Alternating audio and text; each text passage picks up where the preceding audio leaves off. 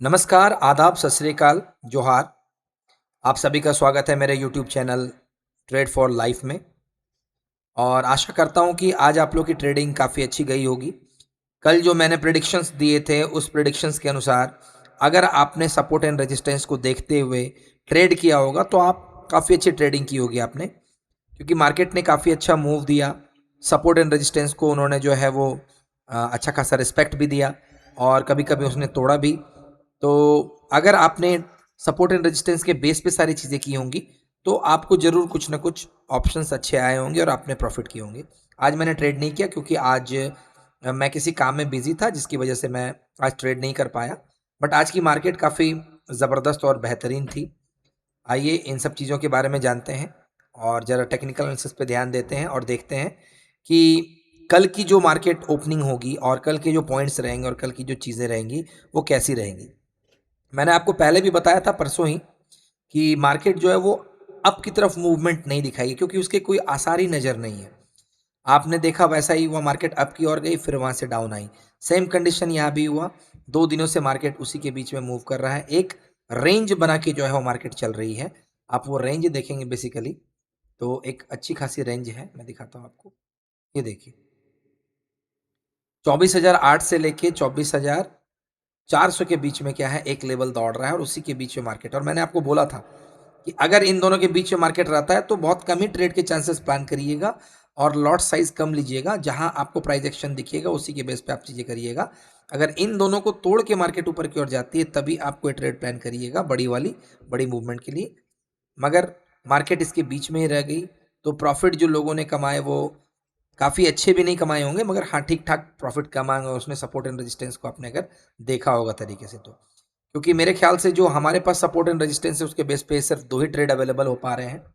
पहला एक 24,138 के पास जब सपोर्ट पे आया, तो तभी एक ट्रेड बना, और जब एक ट्रेंड लाइन पे बना 24,195 के आस-पास बना, तो तभी 2 ट्रेड बने और अच्छी खासी प्रॉफ़िट हुई होगी 20 से 30 पॉइंट की निफ्टी में। आइए कल के एनालिसिस पर जोर देते हैं और कल की चीज़ों को समझते हैं। तो सबसे पहले हम एक दिन के अनुसार चेंज करते हैं प्लान को और फिर धीरे-धीरे सारे अपडेट्स को हम लोग एक-एक कर करके चेकआउट करते हैं। तो आप देखोगे, सबसे पहले आप देखो कि एक लेवल आपको दिख रहा है, ये 24,000 के आसपास का एक लेवल दिख रहा है और एक 24,400 के आसपास का एक लेवल दिख रहा है, और लगभग आप समझो कितने दिनों से, 1, 2, 3, 4, 5, 6, 7, 8, लगभग 8 दिनों से मार्केट एक ही रेंज में मूव कर रही है। इसी में आप प्रॉफिट गेन कर रहे हो, इसी में आप लॉस भी कर रहे हो। मार्केट काफ़ी कंफ्यूज है कि उसे कहाँ जाना है, कहाँ नहीं। उसने वो सपोर्ट ले रहा है, रेजिस्टेंस ले रहा है, मार्केट से पैसे कलेक्ट कर रहा है और धीरे-धीरे अपना एक रास्ता तैयार कर रहा है।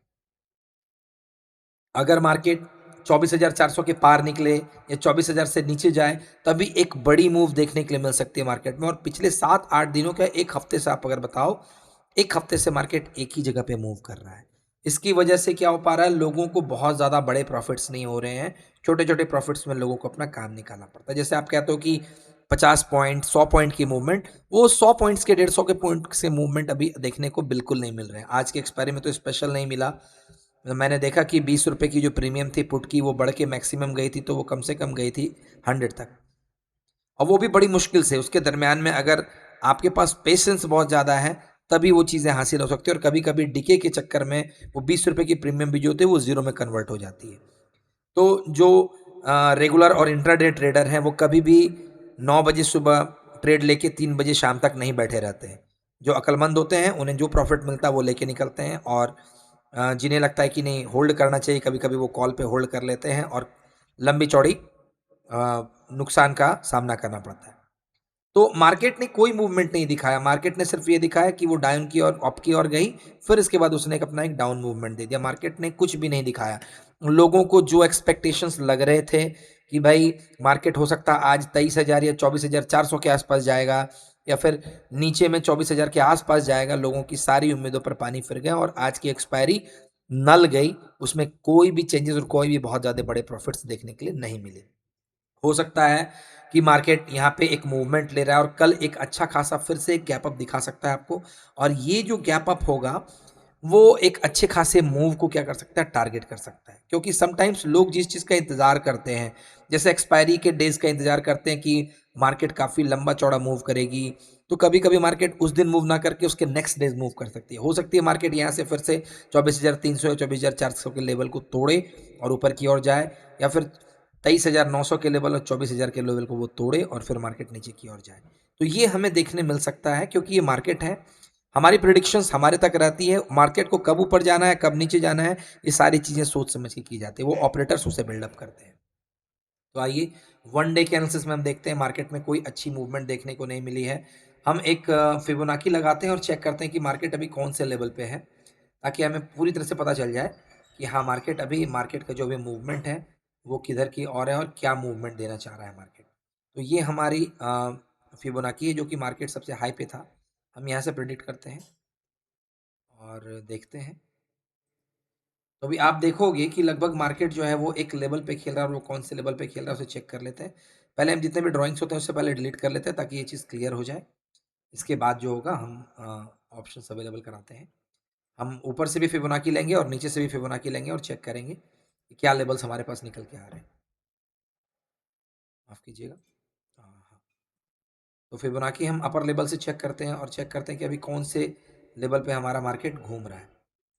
तो आप देखोगे कि 30 टू 50% के बीच में मार्केट घूम रहा है। 50% को तोड़ के भी मार्केट एक बार आगे आया है और फिर से वो इसी एक मूवमेंट में लगा हुआ है। मतलब आप देखोगे कि लगभग कितने दिन, 1, 2, 3, 4, 5, 6, 7, 8, लगभग महीने भर से मार्केट एक ही मूवमेंट में 50 टू 60% के 30 टू 60% के मूवमेंट पे है।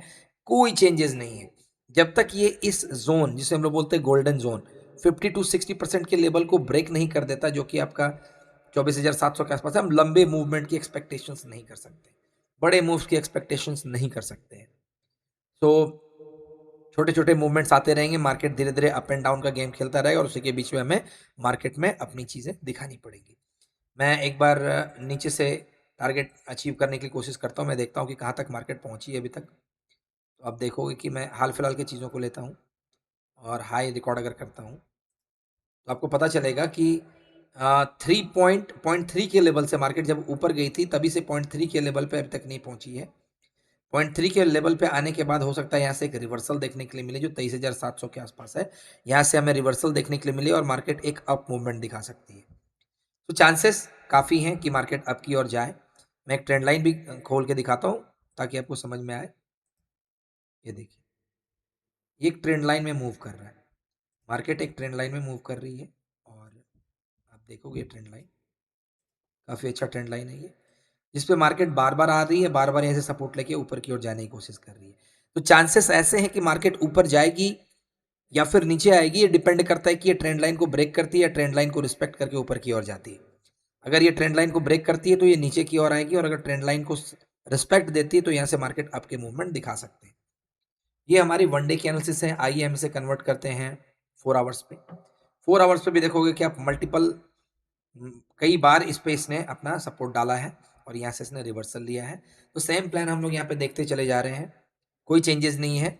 1 आवर पे हम लोग इसे डालते हैं। 1 आवर पे भी आप देखोगे तभी एक बहुत अच्छा क्लियर होगा।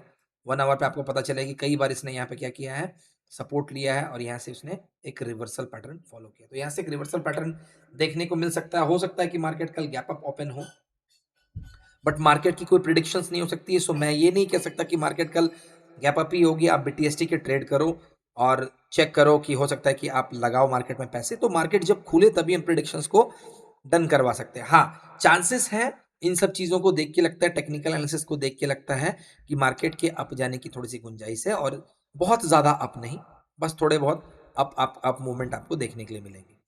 मैं इसे 15 मिनट्स पे कन्वर्ट करता हूँ, तो आप देखोगे कि 15 मिनट्स पे भी अच्छे खासे ट्रेड्स मिले थे हमें। ये टाइम था लगभग समझ लीजिए 1 बजे के आसपास का। 1 बजे एक काफ़ी अच्छा तगड़ा रिवर्सल देखने के लिए मिला और काफ़ी अच्छे मूवमेंट्स एंड पॉइंट्स आए थे। सो आशा करता हूँ कि आपकी कल की ट्रेडिंग बहुत अच्छी हो और आई होप कि आप काफ़ी अच्छा ट्रेड करें, तरीके से बिहेव करें, सपोर्ट एंड रेजिस्टेंस को आप हमेशा रिस्पेक्ट करें, चीज़ों को देखें और अंडरस्टैंड करें कि आपको जिस टेक्निकल एनालिसिस से पैसे की कमाई हो रही है या फिर आपके लिए वो दिन अच्छा जा रहा है, तो आप उसी को फॉलो अप करना शुरू करें। क्योंकि जितना ज़्यादा आप एक ही रूल को फॉलो करना शुरू करेंगे उतनी चांसेस ज़्यादा होंगी कि आप अच्छे से अच्छा परफॉर्म करें और अच्छा परफॉर्म करके आप अच्छे मार्केट से पैसे लेके जा सकें। क्योंकि आप हर दिन अगर नए टेक्निकल एनालिसिस और नए टेक्निक को आप अप्लाई करोगे तो उस पॉइंट पे आपको नुकसान होने के कंडीशंस ज़्यादा देखने को मिल सकते हैं। तो किसी एक ट्रेडिंग सेटअप को आप अपने साथ रखें और उसे ही फॉलो करें, चाहे उसमें आपको प्रॉफिट हो या चाहे आपको उसमें लॉस हो। इसी के साथ मैं अपना वक्तव्य एंड करता हूँ। जय हिंद, जय Bharat. Thank you for listening me.